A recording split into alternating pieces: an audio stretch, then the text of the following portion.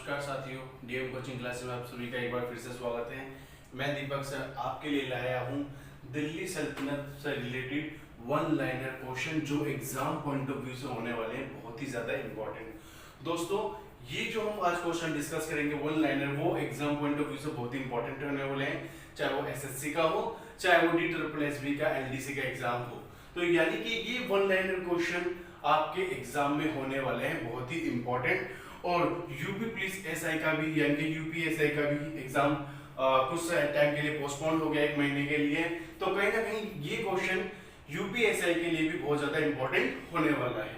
तो आज हम जो डिस्कस करेंगे वन लाइनर क्वेश्चन, चूंकि हम दिल्ली सल्तनत के टॉपिक पूरी तरीके से कंप्लीट कर चुके हैं, अब आज हम जो करने जा रहे हैं वो है वन लाइन क्वेश्चन जो एग्जाम पॉइंट ऑफ व्यू से बहुत ही ज्यादा इंपॉर्टेंट होने वाले हैं।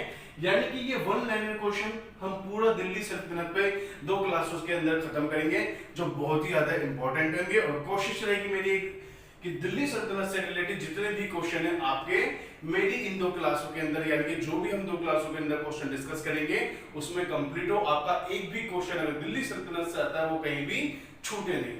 तो चलते हैं हम वन लाइनर क्वेश्चन की ओर, जो इसको हम शुरुआत करते हैं दिल्ली सल्तनत में स्लेव डायनेस्टी से। यानी कि पहला क्वेश्चन कहता है कि हु अडॉप्टेड टाइटल लाख बख्श। यानी कि लाख बख्श का जो टाइटल था, जो शीर्षक था, जो उपाधि थी, इसको किसने अडॉप्ट की थी? तो इसको अडॉप्ट की थी कुतुबुद्दीन ऐबक ने। तो ऐबक ने लाख बख्श की उपाधि को प्राप्त किया था, और साथ ही साथ इन्होंने एक और टाइटल को अडॉप्ट किया था जिसका नाम था कुरान खां। ठीक है। और नेक्स्ट क्वेश्चन है कि name the first mosque of India. Bharat की पहली मस्जिद कौन सी थी? तो भारत की जो पहली मस्जिद है उसका नाम है कुव्वत उल इस्लाम मस्जिद। तो यानी कि कुव्वत उल इस्लाम मॉस्क, भारत की पहली मस्जिद जो थी वो कौन सी थी? कुव्वत उल इस्लाम मस्जिद। कहां पर है ये? दिल्ली में है। और कौन है इसके फाउंडर? इसके फाउंडर हैं ऐबक। तो एग्जाम में आपसे पूछे कि who was the founder of Quwwat ul Islam मस्जिद, कुव्वत उल इस्लाम मस्जिद के फाउंडर कौन है? तो हम याद रखें कुतुबुद्दीन ऐबक है। और कुव्वत उल इस्लाम मस्जिद कहां पर है? तो दिल्ली में है। और कुव्वत उल इस्लाम मस्जिद भारत की पहली मस्जिद है। तो ये क्वेश्चन अगर आपसे पूछता है तो एग्जाम पॉइंट ऑफ व्यू से हो जाता है इंपॉर्टेंट क्वेश्चन। नेक्स्ट क्वेश्चन कि विच सुल्तान डेड व्हाइल प्लेइंग चौगान। यानी वो कौन सा सुल्तान था जो चौगान खेलते वक्त मर गया था? तो इसमें हम देखेंगे इसका भी आंसर जो है हमारा वो है ऐबक। यानी कि कुतुबुद्दीन ऐबक थे जो पोलो खेलते हुए, यानी कि चौगान एक प्रकार का खेल है जो घोड़े पर बैठकर खेला जाता है, और घोड़े से गिरकर, यानी कि चौगान या पोलो खेलते समय कुतुबुद्दीन ऐबक की घोड़े से गिरकर हो जाती है मृत्यु। और यहां से हम देखते हैं कि ऐबक की मृत्यु होती है और एक नए सुल्तान जो है इल्तुतमिश गद्दी को संभालते हैं। नेक्स्ट क्वेश्चन है कि इसका आंसर हमारा हो जाएगा ऐबक। नेक्स्ट देखिए who was the real founder of slave dynasty. Slave dynasty के रियल फाउंडर कौन थे? स्लेव डायनेस्टी के जो रियल फाउंडर थे होते इल्तुतमिश। तो इल्तुतमिश जो थे real founder of slave dynasty. तो ये क्वेश्चन भी आपसे एग्जाम में पूछ सकता है कि who was the real founder of, यानी कि इनमें से कौन सा सुल्तान था जो वास्तविक रूप से गुलाम वंश का संस्थापक माना जाता है? वो है इल्तुतमिश। नेक्स्ट क्वेश्चन बोलता है कि हु स्टार्टेड इक्ता सिस्टम। इक्ता सिस्टम को किसने स्टार्ट किया था? इसका भी आंसर जो होगा हमारा होगा इल्तुतमिश। नेक्स्ट देखते हैं कि what kind of coins of टंका। टंका किस प्रकार का कॉइन था? तो टंका जो था वो सिल्वर कॉइन था। और इसी के बाद हम एक और देख लेते हैं जीतल। जीतल भी एक प्रकार का कॉइन था, और जीतल जो कॉइन है ये था कॉपर का कॉइन। तो एग्जाम में आपसे पूछ रहे जीतल या टंका, तो दोनों के दोनों याद रखेंगे। बस टंका जो है एक सिल्वर कॉइन है और जीतल जो है कॉपर का कॉइन है, और दोनों को बनाना है किसने? दोनों को बनाया इल्तुतमिश ने। यानी कि इल्तुतमिश ने सबसे पहले कॉइन बनाने की शुरुआत की थी, जिनका नाम टंका यानी कि सिल्वर के कॉइन्स, और जीतल जो थे कॉपर के कॉइन्स थे। नेक्स्ट क्वेश्चन कि what is the name of first Tom of India. Bharat की पहली या भारत का पहला मकबरा कौन सा था? तो हमें याद रखना है भारत का पहला जो मकबरा था वो था सुल्तान गढ़ी। सुल्तान गढ़ी भारत का पहला मकबरा था, और इसको भी, इसके जो फाउंडर थे वो फाउंडर थे इल्तुतमिश। यानी कि इल्तुतमिश ने ही पहला मकबरा बनाने की शुरुआत की। और सुल्तानगढ़ी जो है ये भी भारत में ही यानी कि दिल्ली में ही है। और नेक्स्ट क्वेश्चन है कि first Mongol invention appeared. Exam में ये क्वेश्चन कई बार भी पूछ लेता है कि भाई भारत में सबसे पहले मंगोल के आक्रमण किसके समय में हुए, तो हमें ध्यान रखना है कि इल्तुतमिश के समय में ही सबसे पहले मंगोलों के आक्रमण हुए। और मंगोलों में भी ध्यान रखना है, ये आपसे पूछ सकते हैं जंगीज खान, तो जंगीज खान या चंगेज खान जो थे इनके आक्रमण सबसे पहले होते हैं किसके समय में, दिल्ली सल्तनत यानी कि गुलाम वंश में इल्तुतमिश के समय में। नेक्स्ट क्वेश्चन है first and last Muslim women ruler. हम देखते हैं कि पहली और आखिरी मुस्लिम रूलर यानी कि जो मुसलमान रूलर थी, खासकर वुमेन महिला जो थी वो कौन थी, तो हमें याद रखना है कि रजिया सुल्तान। तो रजिया सुल्तान ऐसे क्वेश्चन में एग्जाम में पूछा जा सकता है कि हु ब्रोक द तुर्क ए चहलगानी। वह कौन सा शासक है जिसने तुर्क ए चहलगानी को तोड़ा, यानी कि तुर्क ए चहलगानी को ब्रेक करने वाले जो थे वो थे बलबन। तो एग्जाम में अगर क्वेश्चन आपसे पूछता तो ध्यान रखना कि बलबन वो व्यक्ति थे जिन्होंने तुर्क ए चहलगानी को ब्रेक कर दिया था, तोड़ दिया था, खत्म कर दिया था। क्यों तोड़ दिया था, क्योंकि तुर्क ए चहलगानी के ही यानी कि ये भी कौन थे, नोबल थे। और इनको भी कहीं ना कहीं डर था कि जिस तरीके से इन्होंने गद्दी को प्राप्त किया है कहीं ना कहीं कोई और दूसरा जो नोबल है कहीं वो सत्ता को हत्याना ले, इसलिए इन्होंने तुर्क ए चहलगानी यानी कि चालीसे के दल को खत्म कर दिया था।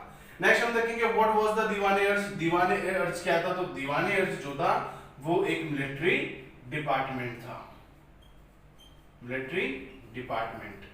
तो मिलिट्री डिपार्टमेंट था, किसने इसको स्टैब्लिश किया था, इसको भी बलबन ने ही स्टार्ट किया था।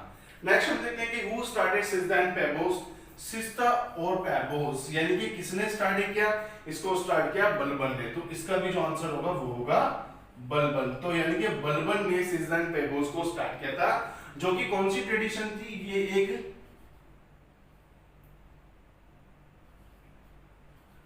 ईरानी ट्रेडिशन थी, यानी कि ईरान की ट्रेडिशन थी।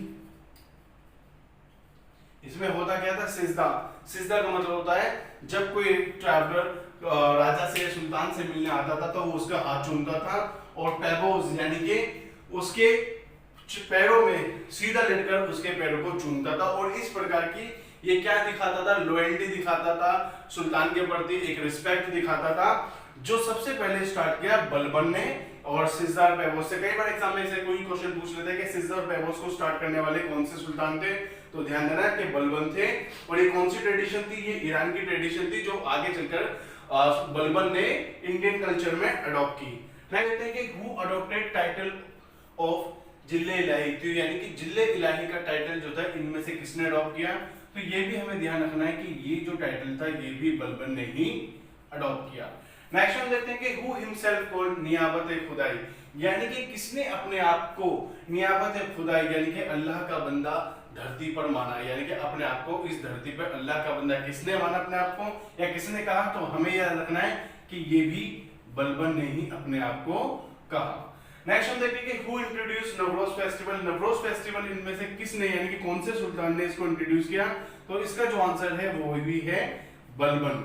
और कई बार आपसे पूछ सकता है कि जो नवरोज फेस्टिवल है ये किस प्रकार की ट्रेडिशन है या किस प्रकार का फेस्टिवल है, तो ध्यान रखना हमें ये है पर्शियन फेस्टिवल। तो ये पर्शियन फेस्टिवल है जो आगे चलकर यानी कि बलबन के बाद से ही अब ये इंडियन कल्चर में हो जाता है मर्ज। और नवरोज के फेस्टिवल भारत में उसके बाद से मनाए जाने लगे। अब हम देखेंगे कुतुब मीनार की फाउंडेशन किसने रखी। कुतुब मीनार की जो फाउंडेशन थी सभी को पता है कि इसकी जो फाउंडेशन रखी थी वो रखी थी कुतुबुद्दीन ऐबक ने। और ऐबक के बाद हम देखते हैं कि इल्तुतमिश के समय में इल्तुतमिश ने इसको किया कंप्लीट। कई बार एग्जाम में क्वेश्चन ये भी पूछ लेता है who completed the Qutub Minar. Qutub Minar को किसने कंप्लीट किया, तो हमें याद रखना है कि इल्तुतमिश ने इसको कंप्लीट किया था। एक और पॉइंट है जो इसमें याद करने लायक है वो है कई बार एग्जाम के अंदर पूछ लेता है आपसे क्वेश्चन में कौन सा सुल्तान था जिसने कुतुब मीनार की मरम्मत करवाई, यानी कि किसने इसको रिपेयर करवाया था। ये क्वेश्चन भी आपसे एग्जाम के अंदर पूछ सकता है। या पूछ सकता है कि हु एडेड वन फ्लोर, इसमें वो कौन सा सुल्तान था जिसने कुतुब मीनार में एक फ्लोर को और ऐड किया, तो यानी कि एडेड वन मोर फ्लोर, यानी कि एक फ्लोर और किसने ऐड किया। तो हमें ध्यान रखना है कि ये जो ऐड किया था वो क्या था, FST यानी कि फिरोज शाह तुगलक ने। तो यहाँ से अगर हम कुतुब मीनार से देखें तो 3 प्रकार के क्वेश्चन बनते हैं। फाउंडेशन किसने रखी, ऐबक ने, कंप्लीट किसने किया, इल्तुतमिश ने, और रिपेयर किसने करवाया पहली बार, तो हमें याद रखना है फिरोज शाह तुगलक ने इसको रिपेयर कराया था। तो आज हमने जो डिस्कशन किया है इस क्लास के अंदर, मतलब हम जो डिस्कस कर रहे हैं वो स्लेव डायनेस्टी, और स्लेव डायनेस्टी के अंदर ये वो सारे इंपॉर्टेंट क्वेश्चन है जो एग्जाम पॉइंट ऑफ व्यू से कहीं ना कहीं इंपॉर्टेंट है। नेक्स्ट हम देखते हैं खिलजी डायनेस्टी। खिलजी डायनेस्टी के बारे में देखते हैं कि कुछ और इंपॉर्टेंट क्वेश्चन है जो एग्जाम पॉइंट ऑफ व्यू से होंगे इंपॉर्टेंट, यानी कि अगर हमारा खिलजी डायनेस्टी से क्वेश्चन आते हैं तो इनमें से क्वेश्चन आने की पूरी पॉसिबिलिटी होगी जो एग्जाम में पूछे जा सकते हैं। सबसे पहले हम देखते हैं कि खिलजी डायनेस्टी यानी कि फाउंडर ऑफ खिलजी डायनेस्टी के फाउंडर कौन थे, तो इसका आंसर है जलालुद्दीन खिलजी।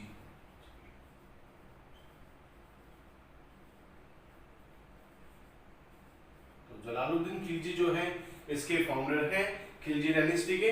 चित्तौड़गढ़ रीनेम्ड खिजराबाद, यानी कि चित्तौड़गढ़ का नाम खिजराबाद किसने रखा, जैसा कि हमने लास्ट क्लास में देखा था 1303 के अंदर जब अलाउद्दीन खिलजी यानी कि चित्तौड़गढ़ पर अटैक करते थे, चित्तौड़गढ़ पर अटैक करने के बाद चित्तौड़गढ़ को जीत जाते हैं और इसके बाद इसका नाम बदल देते हैं और नया नाम रखते हैं खिजराबाद। तो यानी कि कौन करता है, ये भी ये करते हैं अलाउद्दीन खिलजी, अलाउद्दीन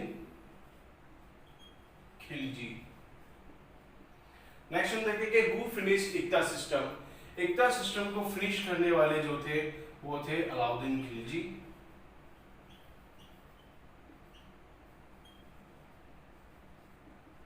जैसे कि हमने देखा कि इक्ता सिस्टम को स्टार्ट करने वाले कौन थे, इल्तुतमिश, और खत्म करने वाले जो थे वो थे अलाउद्दीन खिलजी।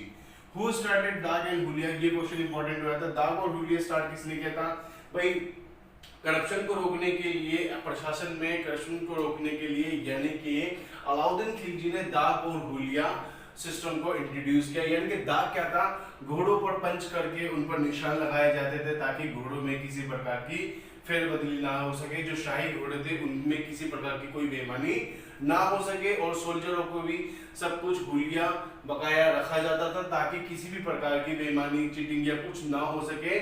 तो दाग और हुलिया सिस्टम को इंट्रोड्यूस किया अलाउद्दीन खिलजी ने। तो इसका जो आंसर है वो है अलाउद्दीन खिलजी।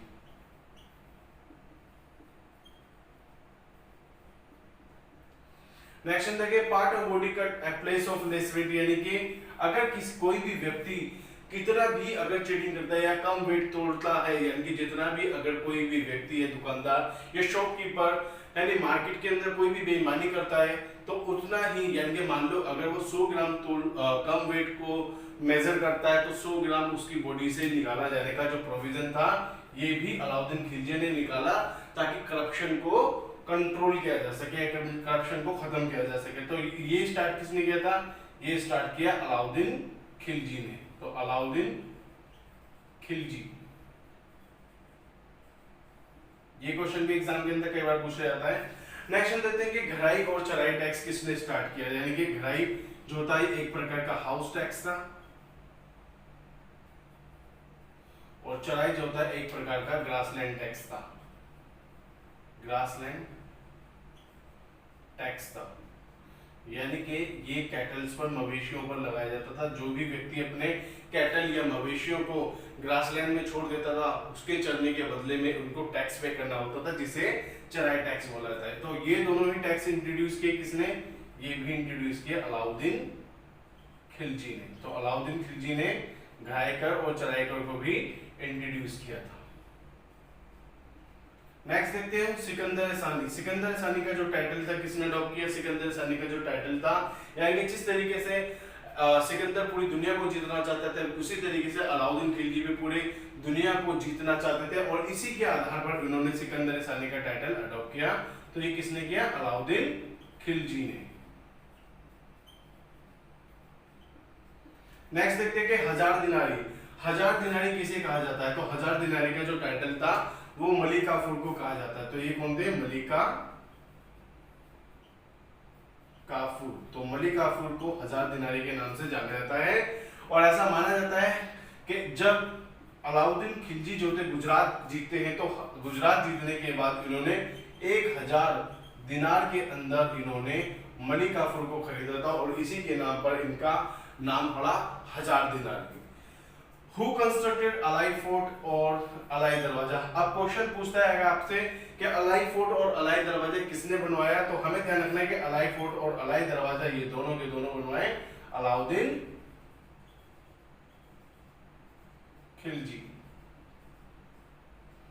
नाम रख सकते हो याद कैसे? अलाउद्दीन के नाम से। जो अलाई है वो किसके नाम से? अलाउद्दीन के नाम से। तो अलाई फोर्ट या अलाई दरवाजा पूछे एग्जाम में तो हम एक अजम्पशन लगा सकते हैं, एक सही तुक्का फिट कर सकते हैं कि अलाउद्दीन ने ही अलाई दरवाजा और अलाई फोर्ट को बनवाया था। और ये कहां पे था? ये दोनों के दोनों है गेट ऑफ कुतुब मीनार, यानी कि कुतुब मीनार का जो गेट है उसके पास ही इसको बनवाया गया था। नेक्स्ट हम देखते हैं कि हु बिल्ड 1000 सातून महल? भाई 1000 सातून महल यानी कि 1000 खंभों वाला जो महल था किसने बनवाया? ये 1000 खंभों वाला जो महल था जिसे 1000 सातून महल कहा जाता है, ये भी अलाउद्दीन खिलजी ने ही बनवाया। तो अलाउद्दीन खिलजी। नेक्स्ट हम देखते हैं कि लीकर को बैन करने वाले पहले सुल्तान कौन थे? एग्जाम के अंदर पूछ सकता है आपसे कि भाई लीकर को बैन करने वाले पहले सुल्तान कौन थे, तो हमें ध्यान रखना है कि ये जो पहले सुल्तान थे ये भी थे अलाउद्दीन खिलजी। अलाउद्दीन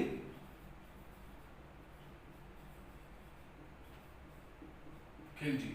नेक्स्ट हम देखते हैं कि अमीर खुसरो पोएट ऑफ यानी कि कोर्ट पोएट ऑफ यानी कि अमीर खुसरो किसके दरबार में थे, यानी या किसके दरबारी कवि थे, तो हम देखते हैं कि ये जो थे ये भी अलाउद्दीन खिलजी के ही दरबारी कवि थे। तो अलाउद्दीन खिलजी। नेक्स्ट है हमारा पैरेट ऑफ इंडिया यानी कि भारत का तोता या तूतीय हिंद किसे कहा जाता है, तो हमें याद रखना है कि अमीर खुसरो को तूतीय हिंद या भारत का तोता कहा जाता है, अमीर खुसरो। नेक्स्ट हम देखेंगे अमीर खुसरो फादर ऑफ, अमीर खुसरो को फादर कहा जाता है कौन सी भाषा का? एक हिंदी और उर्दू। तो हिंदी और उर्दू के फाउंडर कहे जाते हैं या फादर कहे जाते हैं। और साथ ही साथ अगर हम म्यूजिक में देखें तो सितार एंड तबला इसके फाउंडर माने जाते हैं अमीर खुसरो। तो यहां से भी क्वेश्चन एग्जाम में बहुत बार पूछा गया है, खासकर ये क्वेश्चन के पैरेट ऑफ इंडिया किसको कहा जाता है, तूती हिंद किसको कहा जाता है, तो अमीर खुसरो को कहा जाता है।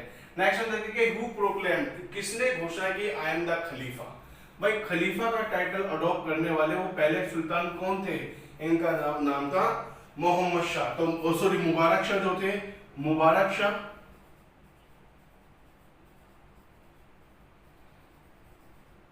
मुबारक शाह वो सुल्तान थे जिन्होंने सबसे पहले अपने आप को खलीफा का यानी कि खलीफा का या खलीफा की घोषणा या अपने आप को खलीफा कहने वाले पहले सुल्तान कौन थे? वो थे मुबारक शाह। अब एक बात ध्यान देने वाली है कि वो पहले सुल्तान कौन थे जिन्होंने खलीफाओं से परमिशन लेकर गद्दी को हत्याया या गद्दी पर बैठे थे, वो थे इल्तुतमिश। अलाउद्दीन खिलजी वो सुल्तान थे जिन्होंने खलीफाओं से परमिशन लिए बिना सीधा गद्दी पर शासन किया। और मुबारक शाह वो सुल्तान थे जिन्होंने घोषणा की कि मैं खलीफा हूं। नेक्स्ट हम देखते हैं कि who came in court wearing ladies dress, यानी कि वो कौन सा शासक था जो लेडीज ड्रेस या बुर्का में दरबार में आता था, उसका नाम भी कौन है? मुबारक शाह। तो मुबारक शाह जो थे वो लेडीज पोशाक में कई बार कोर्ट के अंदर या राज दरबार के अंदर आते थे। नेक्स्ट हम देखते हैं कई बार यहां से भी क्वेश्चन पूछ लेता है कि शहनाह ए मंडी क्या है, यानी कि शहनाह ए मंडी, मंडी को कंट्रोल करने वाला एक ऑफिसर हुआ करता था, यानी कि कंट्रोल ऑफ मार्केट, यानी कि मार्केट को कंट्रोल करने वाला एक ऑफिसर होता था जिसे शहनाह ए मंडी कहा जाता था। नेक्स्ट हम देखेंगे दीवान ए रियासत। दीवान ए रियासत का काम क्या था? ये कंट्रोल ऑफ ट्रेडर, जितने भी ट्रेडर होते थे उनको कंट्रोल करने का काम किसका था? दीवान ए रियासत का था। वरीद का क्या फंक्शन था? वरीद का काम था इंफॉर्मेशन देना, यानी कि मार्केट की इंफॉर्मेशन प्रोवाइड कराना सुल्तान को। मार्केट इंफॉर्मेशन यानी कि मार्केट से रिलेटेड जो भी इंफॉर्मेशन होती थी ये सुल्तान को देता था, यानी कि उसका नाम जो था वो वरीद था।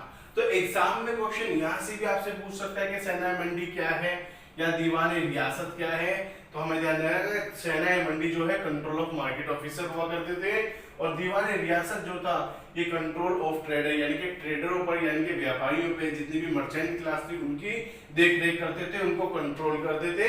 वरिद का काम था जो मार्केट से रिलेटेड जो भी इंफॉर्मेशन होती थी वो सुल्तान को प्रोवाइड कराना।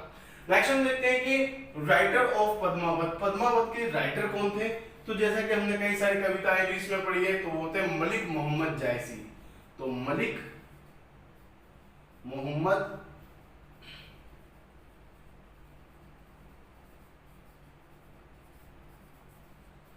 मोहम्मद जायसी जो थे वो पद्मावत के राइटर थे। तो यहाँ से हमने जो जितने भी क्वेश्चन यहाँ पे डिस्कस किए, तो मेनली हमने यहाँ पे डिस्कस किए हैं खिलजी वंश से रिलेटेड, जो एग्जाम पॉइंट ऑफ व्यू से इंपॉर्टेंट है। दोस्तों मिलते हैं क्लास नंबर 2 में, जिसमें हम दिल्ली सल्तनत के जो और वंश बचे हैं उनसे रिलेटेड वन लाइनर क्वेश्चनों को डिस्कस करेंगे, जो एग्जाम पॉइंट ऑफ व्यू से होने वाले बहुत ही ज्यादा इंपॉर्टेंट, जो आपके UPSI, CGL, SSC, railway, bank और DSSB में आने की पूरी पॉसिबिलिटी होगी। तो दोस्तों ज्यादा से ज्यादा चैनल को डीएम कोचिंग क्लासेस को सब्सक्राइब करें, लाइक करें और शेयर करें, ताकि और इंपॉर्टेंट क्लासेस में आपके साथ लगातार लाता रहूं, चाहे वो हिस्ट्री हो, पॉलिटी हो या रीजनिंग हो। मिलते हैं नेक्स्ट क्लास के साथ, जिसमें हम आगे यानी कि दिल्ली सल्तनत की और क्वेश्चनों को डिस्कस करेंगे जो वन लाइनर होंगे। तो मिलते हैं नेक्स्ट क्लास में, तब तक के लिए बाय।